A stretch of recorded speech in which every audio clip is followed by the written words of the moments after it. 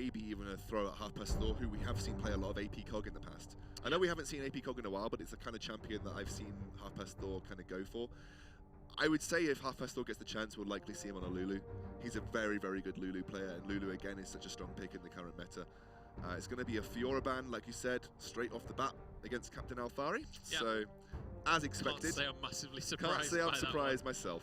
Alistair going to be the next ban coming out, so that's going to be denied from Prosper. I mean, Alistair has been, I think he's the most picked and banned support in the LCS, LCK, and NALCS combined over the last week, if I'm correct. I know Prosper's odd name. It's just come back to me. I think it was Condemned. Might have been, yeah. See, sorry, I apologise to all you Artorias and Prosper fans. Terrible. Didn't mean to get them mixed up. Terrible. Doesn't even know their names. No, I know. It's going to be a Poppy ban coming out as well. So again, can't say these bans are all that surprising so far. The Cogmore is a little bit interesting, but we have been seeing that start to sneak into more competitive play a little bit, or at least hints towards. I think the changes are good for Cogmore. I think it's. I don't think it makes him a tier 180 carry, but I definitely think it makes him more viable. Lulu banned makes sense. Half Past Law won't be able to pick that up. Poppy and Fiora, two incredibly important bans against this team. Poppy in general, we saw what a Poppy can do, basically single-handedly tank an entire team. Especially against something like a Caitlyn, where it's difficult for you to get through that unless you have the last Whisper.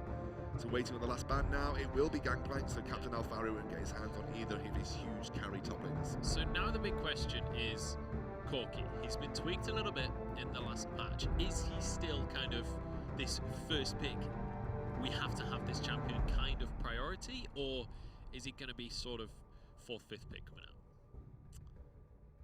I'm not sure. We'll have to see. I think they'll likely maybe... I mean, I'm trying to think of who is left open. There is Lucian, like you said. I don't think he's potentially first pick worthy, but we have seen teams definitely do it a lot. I imagine sometimes they like to pick up things like a Rek'Sai for Impaler. Impaler used to say that if you get him Rek'Sai, you know, it's fantastic. I wouldn't be surprised to see that old catchphrase. Get me Rek'Sai. It's fantastic. I wouldn't be surprised to see a jungler picked up here for Renegades Medusa, but no, Quinn still left open, straight over. Alfari potentially going to be given that carry top laner that he wants. Yeah, and Quinn is one of those champions as well, where it's, even if teleport's not available, the speed at which you can get around that map can just be so terrifying. And we see in a lot of compositions that Quinn is involved in, when that Hift Herald, I nearly said, is taken, Quinn is going to be able to grab that buff, and you can affect the map so well with that mobility that you have. So yeah, I mean, she's really good against most meta top laners as well, just because of that range advantage. She can put a huge amount of damage down. She doesn't roam quite as effectively as from the mid lane. She usually has to do what's like a Sion gank. You sort of run down the bot lane through lane and then come in that way. I think the Malphite is a sensible pickup here. It's one of the only champions that can survive against Quinn. It's very difficult to pick a champion that can beat Quinn in lane. And Malphite is one of the champions that can survive. And that's actually more than enough when you pick something like a Malphite. They're going to give Horo that Gragas as well. So we've seen him in the last 2 matches. And yes, he is becoming a more important jungle pick as well. I really like that MnM have gone for this Malphite pick. Largely because in the past, Gash and Slash has been a very, very aggressive player, as his name would suggest. A personal favourite of his is Riven, so that just kind of gives you an example of how aggressive of a player he is. And I was talking to him, this is quite a while ago now, and he was saying sort of, he doesn't play very many defensive champions. This was back when the meta was just those, it was like Maokai top meta. So it was kind of, these aggressive champions just weren't as effective. So I'm glad that he's able to kind of expand his champion pool somewhat. We are going to see these more defensive champions able to come out. Speaking of Riven, it is currently being hovered. We are going to see the Nidalee locked in for Impaler, or Mumpaler. I don't know whether that's him or his mum playing. I would assume it's him. Like 80% sure that it's him. I know his mum's pretty good as well though. But it's going to be a Lucian locked in as well. That's going to go over to Yuki. Yeah, so again, like we said, probably tier 180 carry. Going to give it over to Yuki. He played it very well in the promotion tournaments as well. It means that Smoky Lemon won't have it. Potentially going to see a Jhin here. I think they're just hovering that. Yeah, I was going to say. They're going to hover Riven as well now, so I think everyone's just going to hover Riven to taunt me at this stage. We'll see what they lock in. Let's talk about this Nidalee pick, because Nidalee, from when I've been talking to people, it's very kind of Marmite, that pick. Like, a lot of people really love it. A lot of people really just don't understand why it's such a popular pick at the moment. It's an interesting one. Yeah. I mean, I think. Sorry, which champion were we talking about? Nidalee, yes. I always thought you were talking about Poppy. In my head, I heard Poppy for some reason. No, I was saying Poppy's banned. Why are we talking about it? Yeah, Nidalee is a hyper-aggressive jungler, so she can be super aggressive in both your ganking patterns and also into the enemy jungler. Yep. She has to get a lead to get ahead, though. She has to start to snowball. If you don't have that lead, she actually gets a little bit behind and becomes fairly... not useless, but you feel like she's almost useless. So you need to start getting the kills, getting the gold behind you. And I think Impaler will have the chance to be aggressive. I'm unsure how Nidalee will duel effectively against the Gragas, because we haven't seen that matchup a lot recently, but now that Gragas has come back into the meta of junglers, it's something that we'll see time and time again. Usually Nidalee can out-duel most junglers. The only one that really has the chance at beating Nidalee in a 1v1 is an Elise, if you play it well. Dodge the spear, don't get the mark, use the repel effectively, that kind of thing. Yeah. My only issue with the Nidalee is that you have to have superior, I guess, map pathing to make sure that your ganks work out, because obviously she provides no CC of her own, and you have to pair it with either a high CC lane or the fact you just have to have superior pathing. Make sure you come out, top lane, you'll come round their tri-bush and come behind the lane and make sure you have all that distance and time to make sure that you can put the damage down. It's going to be Smoky Lemon potentially on the Varus. That may be a Varus mid lane, however. We haven't seen that in a little while. No. And it's a bit of a pocket pick, I would imagine, because he has been out of the meta just a little bit recently. Let's just take a look at the composition here for the Renegades Banditos. There is a terrifying amount of damage coming out from them. Not a whole lot of tankiness. Basically, no, zero tankiness. I mean, you've got Braum's Unbreakable. That's about all of the tankiness that this composition has. But if they can get ahead and get a couple of picks, they are going to be so incredibly hard to deal with. They are going to snowball so hard in this game if MnM let them get ahead. And it looks like we're hovering over a Ziggs. Now, Half Past Thor loves Ziggs. We've seen him play it over the years. Yeah. Ziggs isn't necessarily a champion that's really in the meta right now, though. Just been buffed. Yep. So his ultimate's just received a damage buff, a fairly significant damage buff as well. So potentially we'll start to see more Ziggs come up. I still think he has a very specific place, and I'm kind of looking at the composition from MnM right now and trying to wonder where they're going with it. It looks like fairly heavy on the poke department, and then when they're looking for the engage, they will have Gash and Slash. I kind of like the composition, though, into the side of RNB. I think it's going to be difficult for Gash and Slash to split versus Captain Alfari the later the game goes. He'll always be able to survive, but it's whether he can clear the waves effectively and stop her going on the turret. Yeah. And as well, when you're playing a Quinn, something that scales super hard with AD, those turrets are not going to last very long. Yeah. But you have a very squishy side on the side of RNB. Yeah. And squishy teams traditionally do very badly against poker compositions because, you take one hit. Because you can take one piercing arrow before exactly. you base. You take one hit or you take one bomb and you're taken very low. There isn't anyone to tank that kind of poke here. And there's no reliable hard engage from RNB as well. So I think unless they get a good charm from Ahri with the Spirit Dash or they get a good Braum ultimate, I think it's going to be difficult for RNB, unless they super win their lanes, to get on top of this composition from MnM. Yeah, well, looks like we have had a DC from Horo, MnM's jungler. So we're just going to be able to jump him back in, but there was no placeholders. Those are the compositions that have been locked in. So we're just going to be able to get him back onto his PC and back into the game so we can get this second match of the day underway. But if you've only just joined us, our first match of the day was the Null Titans up against XL, and Null Titans managed to take that game, honestly, pretty handedly. Yeah. The later in the game it got, the stronger they seemed to look in that match. Yeah, definitely. And we talked about it previously, due to just superior vision control and also, just great play from Prince Philip. But again, I don't think XL played badly. No, I think in the first, 15 minutes of the game, XL were playing really well. They took early turrets, they put pressure down, they made the right decisions, but then they just struggled, and it all stemmed from that first dragon. They really didn't have the control over that area. They got caught out by Rayamort. Probably every single dragon fight, Rayamort made a pick of some sort. May have not necessarily got him a kill, but definitely forced XL away from the dragons. So I think they just struggled from there on out. They just didn't know how to engage. They didn't have anyone that could split versus Prince Philip, so they couldn't do that tactic. So they were just stuck, it was like a fish stuck out of water, really. Yeah, absolutely. And that does mean that the Null Titans are 2 victories away from qualifying for our major season of the ESL UK Premiership. And if they can win the entire season, then they're going to be able to head towards the challenger scene and possibly towards their professional careers in League of Legends. But the Champion Select is underway once more, and let's head back into the game at hand. It is the Renegades Banditos up against Molotovs and Marshmallows. Yeah, we'll just run this Champion Select through very quickly here so we can make sure everything gets locked in effectively. So I'm interested now to see how this competition is going to work out against each other. Like I said, you know, if this were completely even Stevens and lanes didn't matter, because I think lanes will matter in this game, I would say MnM have a really good composition here. They can effectively poke out against the RNB team, and as long as they're hitting the key targets, getting the poke consistently hitting, they should be able to then go on to siege turrets and take turrets very quickly. You know, Ziggs is a pretty good turret taker, has that damage that can be applied on his auto attack to turrets, and obviously Varus is always very good in a siege as well. And then they also have that backup in the sense that if they want to engage, they can wombo with the 2 ultimates from both Ziggs and Malphite. And obviously Varus can lock people up in the midst of that as well. So you know, you Varus ultimate, or you Malphite ultimate, then you Varus ultimate, then you Ziggs ultimate. That's a really nice wombo combo there. Not the hugest of damage wombo combo, but definitely team-wide AoE that will be very effective against a very squishy lineup. But what is important to note is that obviously games aren't won through teamfights alone.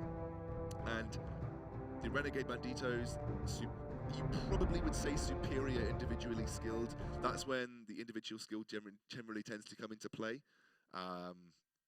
you know, during the laning phase. So having these laners that could potentially win their lane solo may have a bit of an impact in this game, because like we said, RNB needs to get ahead really, and then you'll start to see them snowball very, very quickly. Yeah, absolutely. And I mean, that's going to be the thing. We talked about it earlier. If they can get that snowball rolling, then they're going to be absolutely terrifying. However, they're against a composition that's pretty good at stalling against a snowball. So if they can push it to the late game, MnM are going to be in a good spot to pull themselves back into this game. Let's bring up our Twitter hashtag. It is hashtag ESLPrem. That's how you can get in touch with us and let us know who you think is going to be able to take this game and who's going to be able to go up against the Null Titans in our first semi-final, which will be the first set of games tomorrow. Now, if you tweet at us with that hashtag, I'm going to be tweeting a poll on that hashtag as well. So make sure you get involved in that and let us know who you think is going to be able to take this game between the Banditos and the Molotovs and Marshmallows. So we'll see how this one's going to pan out. But again, MnM, super, super late game composition coming out here.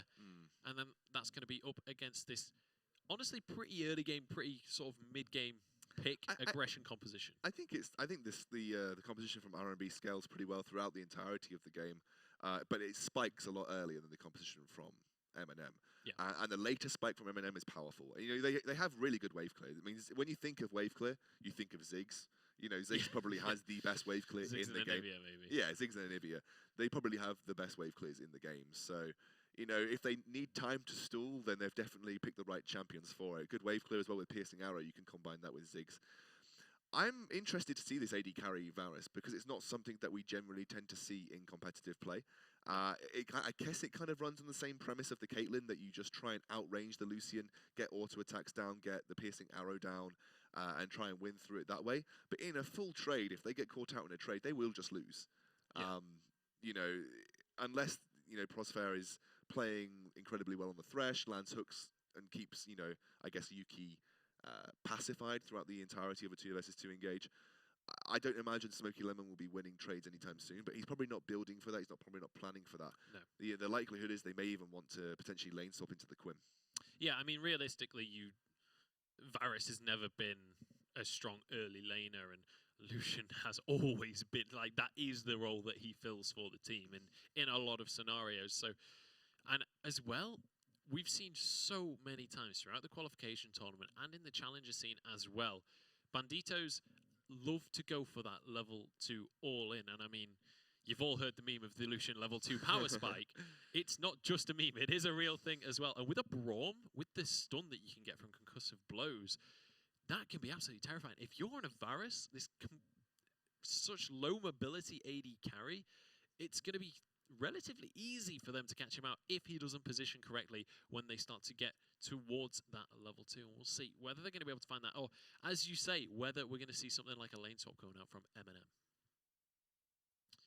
Well, here we go. So just going to be loading on into the Rift now. So we've talked a little bit about the compositions. Let's talk about where these two teams are coming from, because we've kind of got MnM, who are an old school UK organization. They've kind of come a long way. They're trying to get back into the League of Legends scene now. We've seen them at a few LANs, we've seen them at a few events, but we haven't seen them in the UK Premiership just yet. Now they're going to try, or they possibly were in Season 1. They weren't in the last season. Anyway, that's the point I'm trying to make. Now they're going to be trying to make their way back in. Renegades Banditos, certainly not the opponent they wanted to be facing coming in here. I think if you chose one of the 8 teams you'd like to avoid until the finals, or rather the qualification games, probably would be the Renegade Banditos. They are a super strong team. There is no way, or a way or how about it. These guys are some of the best talent we have in the tournament altogether on a solo level basis. And they've come together as I think they were playing in the Challenger Scene qualification. They didn't manage to qualify for the Challenger Scene, but now they're looking to make their road back to that tournament through the ESL Premiership, which is obviously a fantastic opportunity for anybody in the Premiership that is looking to move forward with their gaming career. You turn that bedroom hobby of playing League of Legends into a professional gaming career, and this is where it all starts here with ESL UK, the ESL UK Premiership. Yeah, absolutely. And I mean, talking about the talent on Renegades, I mean, you've got Impaler, who not only he was one of our Season 1 champions on Infused, he was then an analyst for us in Season 2 for the finals. Basically the double lift of the UK. Yeah, he's the double lift of the UK scene. But he's also been in the EU LCS, he's been in the NA LCS, and now he's looking to find a different way in. It's an interesting story for Impaler, actually, because we talk about this a lot. He... a year or two ago, he was probably one of the most hotly contested junglers in the world. He was super important in Super Hot Crew and definitely had a huge impact in Coast, even though I think they failed to make it back into the LCS over there after I think they went through to relegations. So Impaler's had a wide experience with multiple team members. He's played across several organizations. He's been really, really, really talented. He's considered a very talented jungler, but he struggled recently to get that foothold back into professional play. And I think this is something that recently was a BBC 3 documentary, and Impaler was one of the main focuses, and they hit the nail on the head. He is a star of the past, and he's looking to get back up there with all this new talent that's come through in the jungle. And he definitely has the means to do it. He just needs to find that right situation. And maybe this is the right situation for him. Maybe he starts here on Renegades Banditos. It's a pretty long journey from the ESL Premiership to the qualification tournament, but the reward is totally worth it. Yeah, absolutely. And I mean, RNB are certainly a team that could be looking towards that reward, but we'll have to see. They've certainly got their work cut out, because I mean, we're sort of singing the Renegades' praises right now, but they're not unbeatable. Yeah, exactly. The third qualification, they lost out to XL, who we just saw lose today. So maybe the playing field isn't quite as slanted as we're thinking. This is certainly a team that can lose, and certainly a team that might not just have it sort of on a platter, like we're saying. Exactly. Well, we painted it as Renegades the Goliath, and then the 7 Davids. Like they are. All it takes is for one of those Davids to swing that slingshot and hit him square between the eyes. They are not an unbeatable team. We have seen that in the past. They sometimes struggle when they're behind. In fact, that's generally what we've seen from Renegades. Is sometimes when they're behind, they find it difficult to know what to do. A bit like we saw with XL last game. They were behind. They struggled to know where to put the pressure, where to come back in. Yeah. And we have sometimes seen that with Renegades. If you were a betting man, you would always bet on Renegades because they just on paper are the strongest team. But like you said, they aren't this invulnerable, shining dragon that is just, they have weaknesses. They can be beaten. They are merely a Blue Eyes White Dragon. They are not quite that Blue Eyes Ultimate just yet. But we're going to see. And it certainly feels like MnM, they're going with the Joey Wheeler style. They're going for that Red Eyes Black Dragon. And we'll see which one of the cards is going to come out on top. I don't know where I'm going with this one. I was going to roll with it. Yeah. I was just rolling with it. I had the Joey Wheeler deck, and it was just awful. It's good to see Artorias back on Thresh. I'm just joking. I'm just winding you up. Yeah. But no Flame Marino, please. No flim flam. But yeah, I mean, MnM's composition. We've already talked about the compositions. We've talked about it to death already. But okay, so let's look forward then to the games coming up. Yeah. We've just had Newell XL, obviously the winner being Newell. They've secured themselves. That's the only win they had to get today. They won't come back and play until tomorrow, I believe. Yep. And this game here... no, sorry. XL will play again today. XL will play again today, but Newell won't play again today. So we'll run through the schedule for today. We've got this game coming up, and then we have Pariah versus Manalite. That will be our third quarterfinal, followed by GLB Blue up against TCA. Now the TBAs, one of those is going to be XL. The loser of this game will be up against XL, and then our final game of the day will be the loser of Pariah versus Manalite up against the loser of GLB Blue versus TCA. Now, today, none of our major season teams will be officially decided. No. Nobody will qualify today. That's going to be happening tomorrow. However, 2 of our teams that are here today will not be able to qualify by the end of today. They will have been knocked out of the tournament. The lower bracket is best of 1s. Right. The upper bracket is quarterfinals, best of 1s, semi-finals, best of 3. So, anyone that wins today, they are 2 victories away from qualifying. Anyone that loses today, they are 1 loss away from being out of the tournament entirely. High stakes. It is high stakes. And Newell now, they can go back. They can relax. They can focus on knowing that they're likely going to have to play... I'm guessing they're imagining they're going to play Renegade Banditos, but they need to prepare for both teams. It's the best strategy to have here. You want to make sure you're preparing for both MnM and the Renegades. But they've got a bit of a fight on their hands, regardless of who goes through. Both teams are incredibly skilled. But if they go ahead in that best-of-3 series with the same kind of tactics, good vision control that they had previously, they could potentially be our first team to qualify.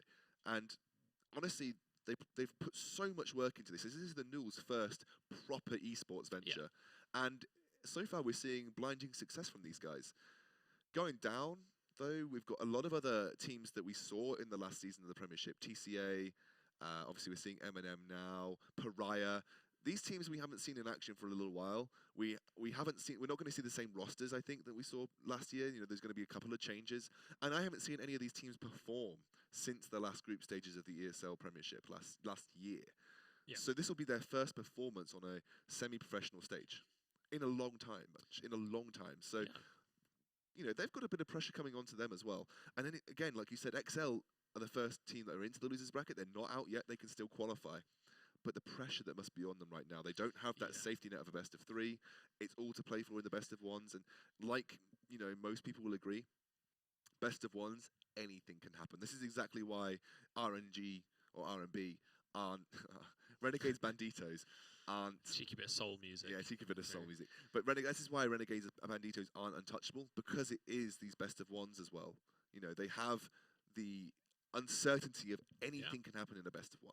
Yeah, and on the other side of that as well, do you think that in these best-of-1s we might see something a little bit cheesy come out, maybe? A little bit of Stilton coming out from one of these teams? I mean, best-of-1 for your first game, and in the lower bracket as well, all to play for. It's kind of, we win these games now, or we come back in 3 months' time and try. Like, that's a long time to basically it's a lot of not stakes. be in the competitive A lot of scene. Stakes on just one, you know, qualification tournament. But that's what makes you a good team.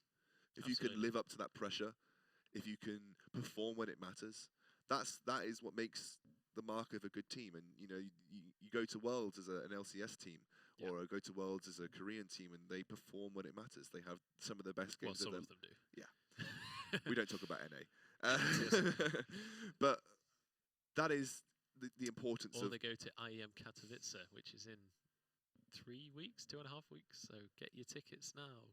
Good plug, Joe.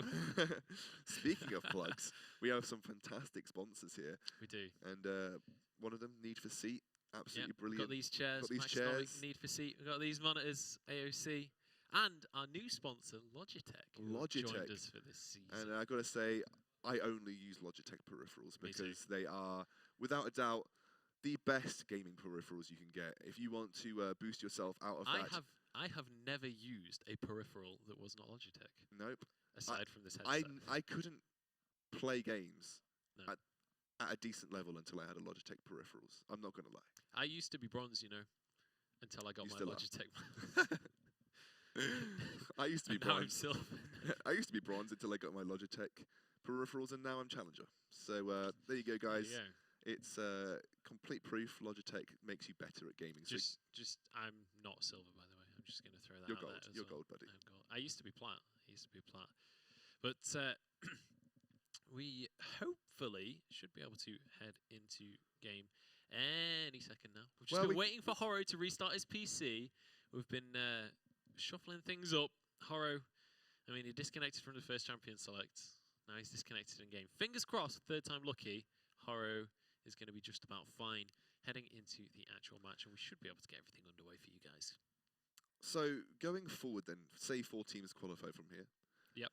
They'll be going into a 8-team premiership like we saw last season. Just explain what we're going to be seeing from that premiership. What viewers can expect to see from the ESL premiership going forwards, because it's highly competitive, and it all ends with a huge bang at the end of the finals. I think the biggest thing that is kind of different in this premiership is this challenger slot. It's not just about the final prize of the challenger slot, but the level of competition this year is going to be so much greater than what we've had in the past. I mean, we've still got Infused up there. We've got FM, we've got Choke, we've got Exertus, our top 4 from last year, who are going to be coming in strong with some heavy-hitting rosters.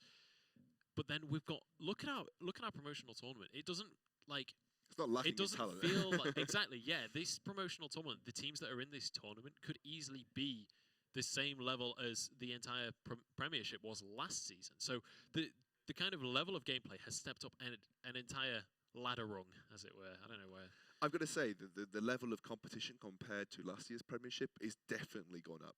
Yeah, and it's just it's I guess it's in part due to people wanting to play more competitively because last season's Premiership was awesome, you know, really good, and it got a lot of people interested in UK scene esports.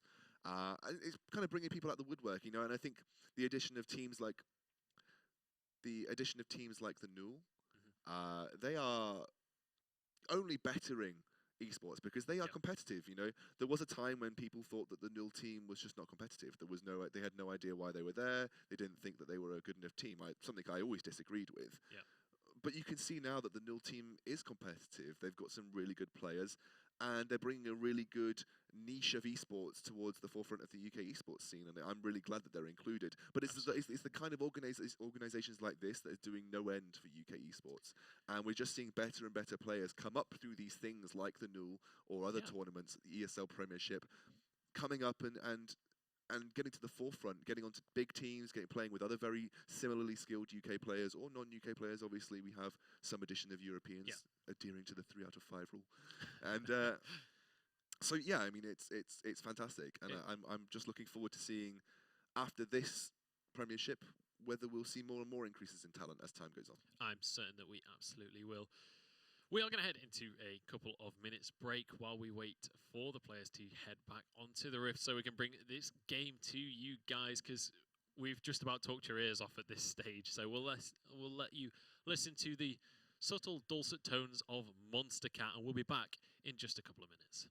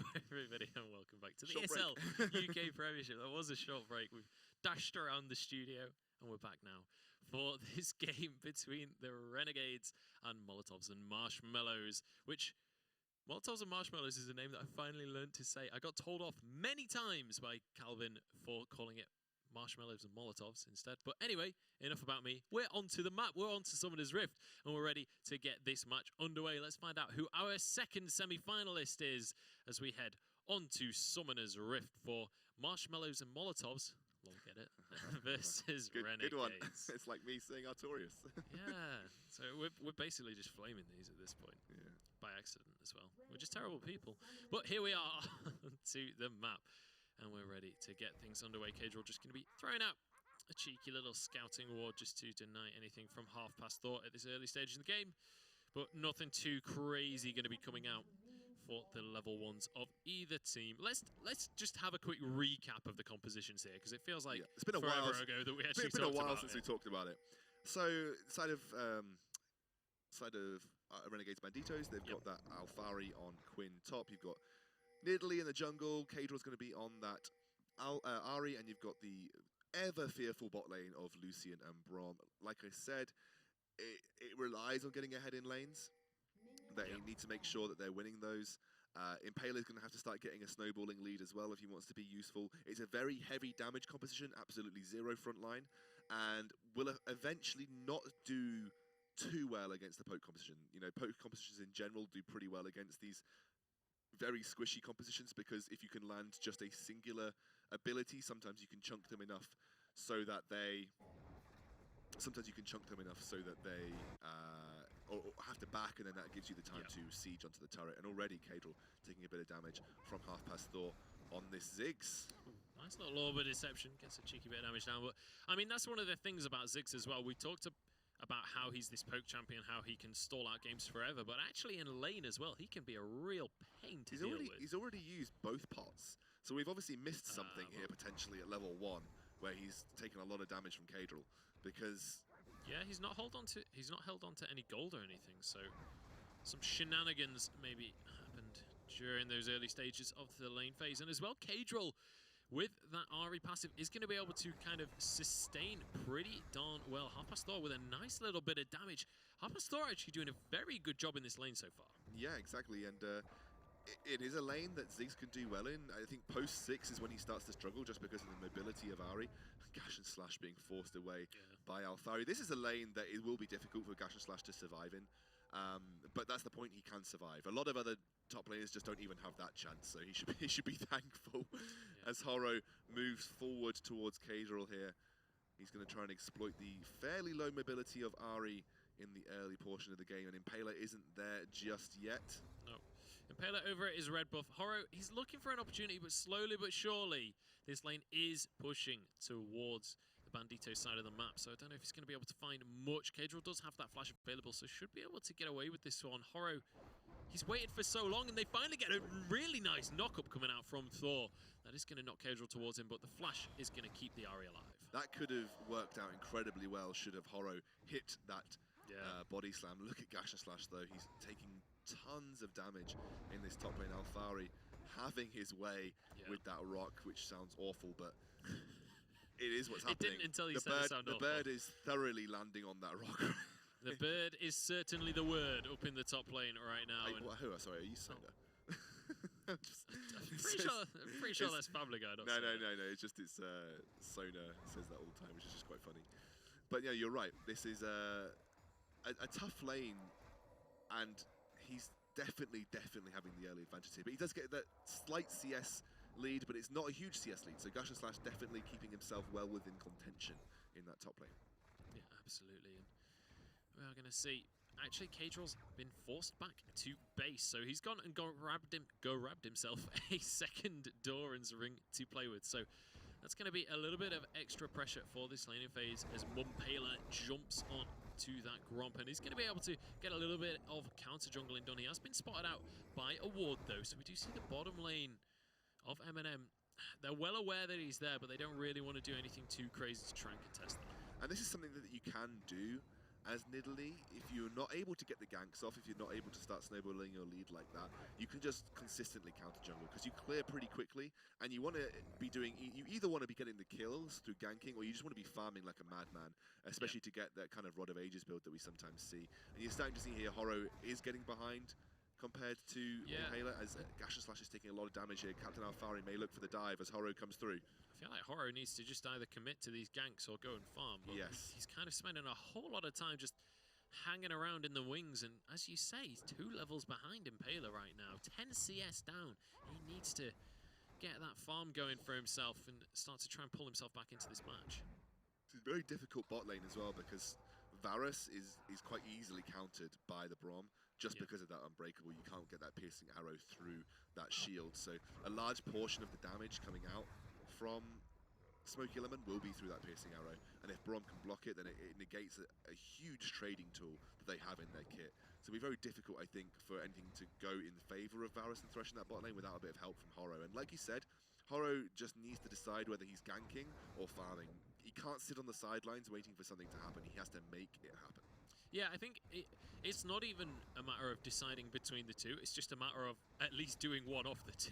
Yes, not just kind of hanging around. Looks like ganking is the path that he's chosen here. He's looking for a lane gank onto Gash and Slash, who has just hit level 6, and Alfari getting a lot of damage down. Definitely respecting the ultimate there, but Horo did get spotted by the cannon minion. That's the teleport coming out from Half Past Thor to get himself back to lane, so he doesn't miss all that much CS, and he's doing a pretty decent job to stay at least a little bit ahead of Kadril. Kadril with a nice little bit of pressure to deny anything there, but Alfari's been found out. That's going to be the ultimates coming out. Horo manages to get the knock-up as Alfari actually flashed away from that one, but Horo, he's been slowed, but can they actually keep onto this one? That's going to be a nice blind, but the flash comes out from Horo, and that's going to keep him alive. Mumpela, he's got those spears. Is he going to be able to land it on his target? They do a whole lot of damage, and Kadril is on the way with this Spirit Rush as well. They're going for this one, and Horo is going to be going down for first blood. The charm doesn't quite connect onto Gash and Slash. He walks away, pinging that Mastery emote. Yeah, and Impaler gets out with the kill and the first blood here. You thought it was only building up towards this kind of conclusion for that first blood. Actually, Half Past Thor now going to start pushing down this mid lane. Very effective use of his time. Going to force Kadril to respond as he makes his way back to that mid lane. It should mean that Half Past Thor is pretty safe now as well, since that Ahri ultimate is down for just a little bit. But I mean, Horo's been having a really difficult time here doing anything, really. Yeah, absolutely. And interestingly as well, we're going to see a catalyst coming out here for Half Past Thor. So Rod of Ages Ziggs could be the call that's coming out from MnM. And I suppose, like, this strategy that they're going to be bringing to this game that we've talked about, Rod of Ages just makes perfect sense to go in with that. I think you could practically Rod of Ages any champion right now, because it is just such a strong item. In general, it is very sort of gold efficient, especially if you can pick it up very early. And it makes sense, you know, you just want to get a little bit more tanky, you don't want to get burst out by that Ahri, and also allows you to just start to scale up as well. Provides a huge amount of flat health and AP, and the thing that's most important to Ziggs is having that mana pool to be able to consistently use your bouncing bombs and your wave clear. You just want to consistently farm up, and you need that mana pool. So either you sometimes see them go tier, very rarely, or more, you know, more likely they'll go for the Rod of Ages. Horo, oh, he's going to get spotted out by a ward. Yeah. Won't find any success here, my friend, and he needs to start getting some levels behind him because he's level 5 right now. And you can see here, he's waiting around. He's still 2 levels behind Impaler right now. And while he's here, while he's waiting around, for some reason, they kind of just stay there. That's going to be Chains of Corruption going down, but Unbreakable is comfortably going to tank all of the damage. And actually, they're looking for the 2 versus 3 right now. Horo going to have to body slam on out of that one as Prosphere just tries to zone away Yuki and protect his teammates. They might look for the re-engage here. If they land the death sentence, Flash comes out from the Braum. Cannot say his name. And that is going to be the end of the fight. Yeah, I think that's Heaver. I think that might just be his stuff. Yeah, I think I've unfortunately had a problem with just claiming Smurfs, but I think it's Heaver, so I'll double check that afterwards. I'm assuming it's Heaver. Yeah. I spoke to Heaver earlier in the week, but Gash and Slash is in a whole lot of trouble. Look at the damage from Impaler. Can he land the spear? That's the question. The red buff is ticking. The spear just grazes the chin of Gash and Slash and just narrowly misses. Yeah, I feel like they stayed around because there is such an advantage for Impaler here. They want to keep wasting the time of Horo. They want to keep putting pressure on him, making sure that his if he does gank, he's wasted time and he's not really got anything out of it. Do burn the flash, but it depends on how useful that's going to be, given the way that Horror has been juggling thus far. As Harpastor takes a spear, he's probably fairly safe from the tower dive, but he wants to make sure that he's okay. Yeah, I mean, as well with Ziggs, it's not the easiest of champions to tower dive anyway, because you do have a surprising amount of burst damage, but Horror has been flashed on by Kadril. The Ignite final tick will pick up the kill, and Kadril just walking all over the enemy jungler right now. Yeah, and they've got really good vision here. You look at the Renegades Bandito's vision deep inside the jungle of MnM, and MnM, their vision control is not as good. They're very defensive. They've got a pink ward on their blue buff, but apart from that, there's very little in terms of early vision control here for MnM, and it doesn't make that much of a difference. But with how aggressive Impaler is being in the jungle, how he's had free roam to put his own vision down, and you saw there the consequences of having good vision against a highly mobile mid laner. She can just wander in and make that kind of thing happen. Half-Past-Thought in a bit of trouble. Charm doesn't land nice bit of sidestepping, and actually, with two of them there, he still manages to just stroll away on full HP. Nice little play coming out from Half-Past-Thought. He's a very safe mid laner. He is...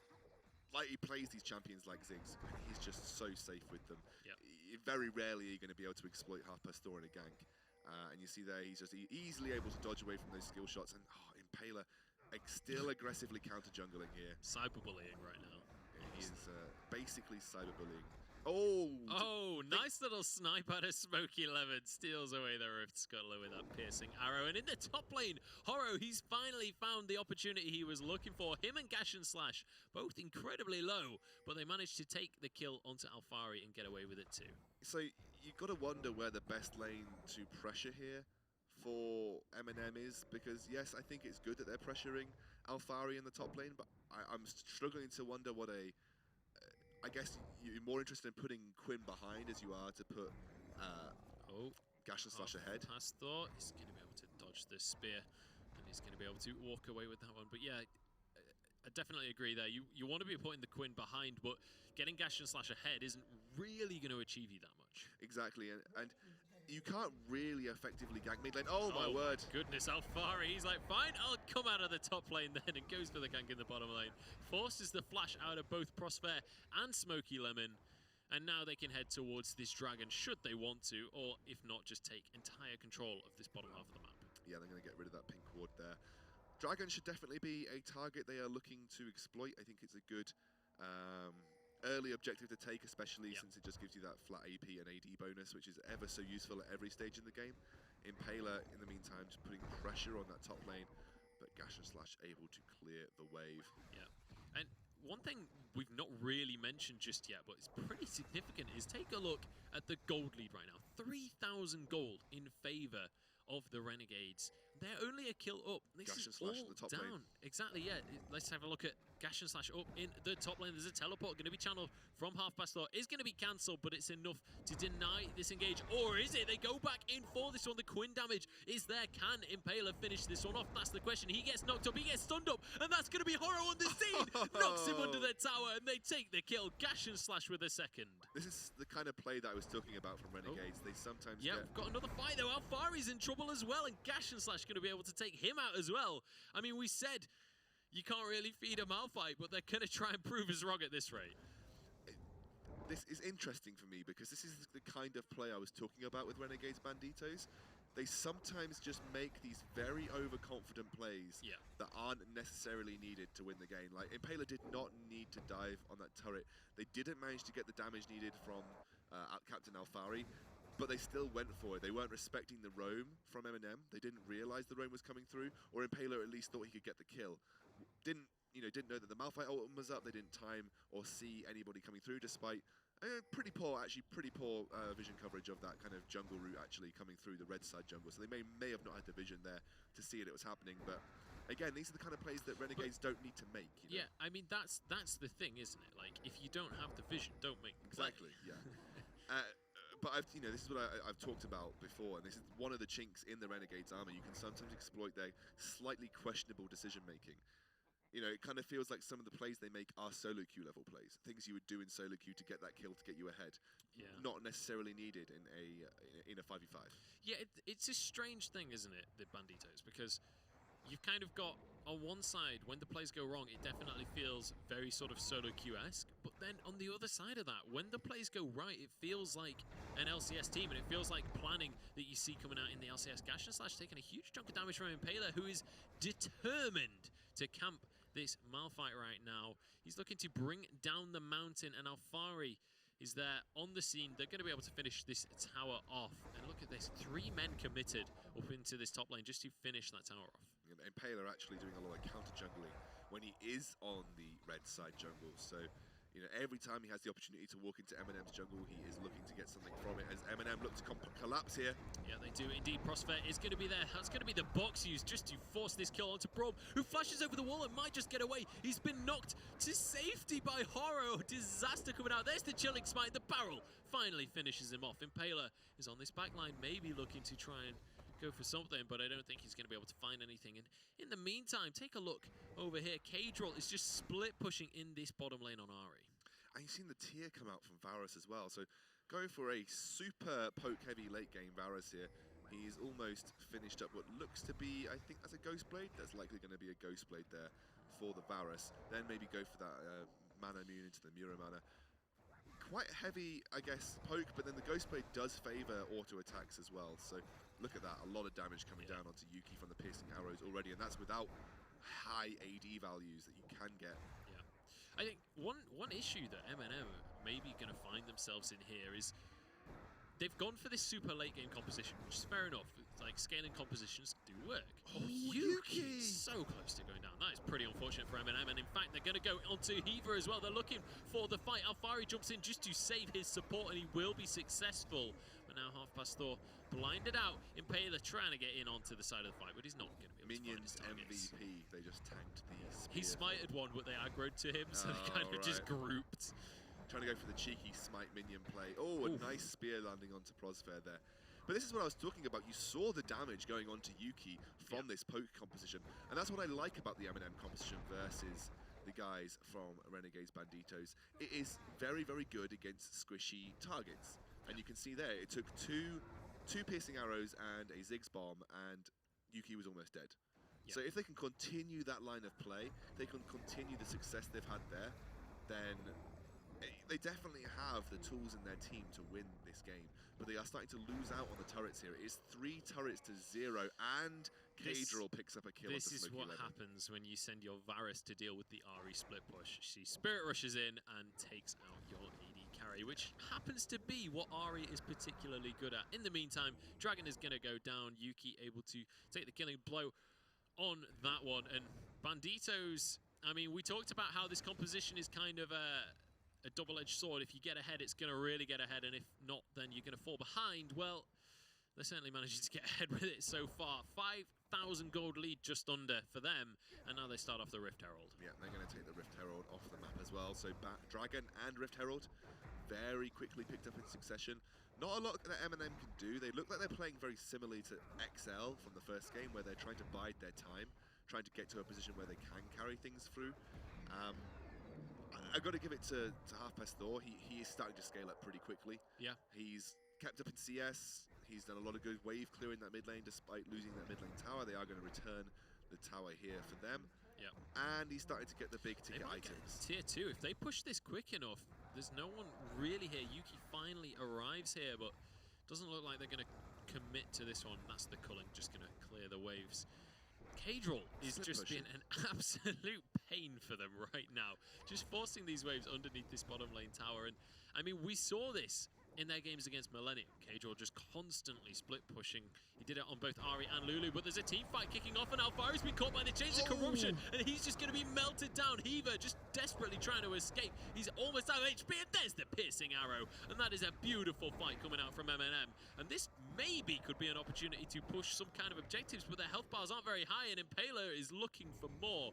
Yuki and Impaler are still here, but Kadril, he's looking for the flank. They're looking to try and capture here. Spirit Rush is available. He's He's going to go for the flash. Doesn't quite land the charm onto the right target, but Horror is going to go down now. Half past Thor. He's been ignited, and that is going to be the damage coming on through. Impaler jumps in, and they're going to wipe this one up. There's a double kill going through for Cadril, and in fact, it's a double kill for Impaler as well. What a fight coming out, 3 versus 5. They had a really good team fight in the mid lane, but they just got chased down by damage-heavy carries. They still had Impaler left up, they still had Yuki left up, and Cadril managed to get a fantastic flank here. And it was all just because their health bars were so low that made it so easy for the cleanup to happen from the side of Renegades Banditos. And now they're looking to capitalize on it with a maybe 20-minute Baron here. It looks like that's the call. Spawned at the perfect moment for them if they had chosen to go for it. I don't think they're going to go for it. A bit risky. I would have loved to see that happen, though. Both teleports are available, though, for MnM, so it would have been kind of crazy to go for that. Kind of interesting to see an Ahri split push, because it may be that they're trying to go for a 1-3-1 here with Quinn in the side lanes and then Ahri in the bot lane. Speaking of Quinn, Alphari has found himself between a rock and a hard place, quite literally the hard place being Gragas's belly in a second. There's the flash and knock up. Alphari is going to be able to flash away from that one, and Gash and Slash, his ultimate is not available. And they're just going to have to back away from this one in the end. Alphari with a nice flash gets away. It was up in literally 5 seconds, but he couldn't spare the time. They didn't have the vision needed to make that kind of dive. The opposite reaction that we saw from Renegades earlier, where they did go for the dive. MnM chose not to follow same suit. They didn't have the vision needed. Just look at these minions going down over here as well. And looks like that's where Alphari is headed. Yeah, I mean, this bottom lane has just been basically abandoned by MnM. And these slow pushes, the split pushes coming out from Banditos, it's essentially just like a wave of XP and gold that they're not getting. Split push is a really good tactic to deal with a poke composition, though, because as long as you can avoid the poke and make sure you're not getting taken out, you put them on a time. You put them on a time, and the problem with a poke is that you generally like to group up and use all of your tools to poke with, and then you need your team as a 5 to make sure that you can get the engage when you need it. Unless you're able to force anything with the Malphite, it's going to be so difficult for them to deal with the split push pressure, because you need the Ziggs in your core crux of the composition. You need the Varus as the core crux of your composition. Who else are you really going to send to split push? Your Thresh? If it's a 1-3-1, they've only got Gash and Slash who can do it. Obviously, they could potentially send Half Past Thor because he has teleport, but you don't really, you know, Ziggs really isn't a teleport impact player, especially in the later stages of the game. No, I feel like the teleport on Ziggs was more for the just to be able phase, to lane. and also maybe if he could teleport to side lanes to pick up kills. Yeah. The issue with Ziggs is that, you know, you never really think of Ziggs as teleporting into the fight and doing something crazy, because that's not what Ziggs does. He is a sustained damage champion. He generally tends to win the fight before it's even begun. Yeah. So the crux for MnM now is, what do they do to deal with the split push? Yes, Ziggs can wave clear, but he is kind of the core of their composition. Yes, you can send Smoky Lemon to try and wave clear, but he probably will just get killed by both Cadril and Captain Alphari. So what do? You're stuck literally, like you said. Rip Smoky Lemon. The lantern comes out from Prosphere, throws out the death sentence, but can't quite find his target. And that is going to be one dead AD carry once more. Smoky Lemon getting caught out, and now they're just going to try and wave clear up in this top lane. But in the meantime, Alphari is going to be down at the bottom lane. Look at the damage coming out from the culling from Yuki. Trying to take out Prosphere. Can't quite finish off his target, but I mean, he's done enough.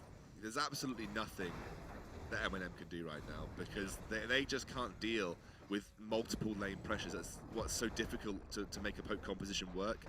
It is that you generally tend to want to force your opponents to defend against the siege as a 5, and then you win just by poking them out slowly. Surely, then you get the engage that you want. Yep. Unless you basically you're relying on Gash and Slash here to make the engage. I think this is kind of risky from RNB. This is risky from Banditos. Yeah, Impaler getting pretty low there to the Baron, and they decide to back away. I guess it's kind of one of those where it's like, we'll start it. We're going to base anyway, so we'll start it. If no one reacts, we just take a free Baron. If they do react, then we just go back to base like we would anyway. So you can see here, this is exactly how MnM want to play. They play in this 5. They go as a team unit. They try and win through Varus arrows and bouncing bombs, then look for a Thresh hook or for a Malphite ulti. Well, I think, you know, RNB have the exact remedy like we talked about. They just say, okay, you sit here, because generally poke games tend to be elongated. To win a poke game, you're generally doing it for 30 seconds to a minute before you get the engage that you want. before you land that key amount of damage. Oh my goodness, word. the Flash Unstoppable Force is going to come through. Yuki should be able to get away with this one, but I don't think he will be so lucky, or will he? Flashes and gets the stand behind me to impale her. What a play coming out from them. They managed to survive after basically everything is blown from MnM. That was a really good engage by Gash and Slash, but you had to remember that literally no one could follow up a Flash Malphite ult. No. Really, you only had the Ziggs bomb. And like I said, it's not exactly a ridiculously high damage wombo combo. It's a good wombo combo, but it's not gonna 100 to 0 anyone unless you have the full Ziggs combo there to complement it, and the Varus as well. So just let Quinn push in the side lane while this Baron goes on, because even if you get forced off it, no, Quinn's going to come. She's coming for it. They want to go for a 5v5 here. This is risky for RNB. Yeah, they're not messing around anymore. They're looking for the Baron, and looks like they decide to back away. And that is one of the beautiful things about running a Ziggs in your composition. How do you stay in a Baron pit when there's those bombs? All of Ziggs' poke is AoE as well. Especially those champions as well, because Ziggs will absolutely tear through them if you let him. I think actually the more sensible decision there would have been just let Alphari split bot, because even if you get forced off, Alphari could potentially make something happen in that bot lane. It has had a lot of pressure on it already from Kadril, and it's close now to be able to take that inhibitor turret. I think that the reason Alphari teleported was maybe to try and finish the Baron. I don't think they had any real intention of 5v5ing because everyone got taken very low. You know, this isn't over for MnM. Yeah, they're 12k behind. It's a very, very, very big lead to try and claw back, but they have the tools to stall it out. Yeah. It just depends how RNB are going to play it, because now MnM can't really go aggressive. It's difficult for them to go aggressive now, so they're likely just going to be sat back looking for picks or wave clearing. Yeah, I think this is the big thing, is that, I mean, we just saw how much damage Half Past Thor is starting to do over at that Baron pit. If they can just hold on. They haven't lost an inhibitor, which is the crucial thing. If they can just hold on and not let Renegades get this Baron, they are still in with a chance of just snowballing, not snowballing, but ramping up slowly but surely throughout this game. They are 12,000 gold behind, so, I mean, it is still not looking fantastic for them, but they're certainly not out of their runnings just yet. 100%. Alphari actually hasn't had this kind of solo carry game that we expect from him, but he's been doing huge things as Yuki gets hooked. Oh, Yuki could be in trouble. There's the QSS coming out, and we're going to see Heaver tanking up a whole lot of damage. Prosphere might just be the first one to go down in this fight. He does, but it's support for support, and now Gash and Slash is going to fall. That's the end of the Malphite, and Kadril is looking for more as he goes forward, gets the taunt onto Half Past Thor, but they're going to be completely swept up as we're going to see Mumpela finishing off that final kill. That's the ace coming out for Renegades, and you're absolutely right, it could be game. They've got the minions to push onto this inhibitor tower. However, they don't have a massive minion wave to push onto the Nexus tower, so we'll have to see if they have time for this one. Still 30 seconds on some of the timers. Yeah, and 30 seconds on a very important timer as well. That is Half Past Thor. Maybe they're going to look to go for it. I think this is the sensible decision. They haven't got much to stop them doing it right now. If they can trade aggro well, they can still do this. That's going to be the Flash Charm. Doesn't quite land, but the minion wave has arrived to tank the tower. It's going to be going down. They're just going to bully Prosphere away and finish him off with a crit from Yuki. This is going to be the Nexus going down. And the Banditos, after a fairly slow game, honestly, coming out from them, slower than we're used to seeing, just suddenly flick the go switch and just annihilate MnM. I don't know why MnM were looking to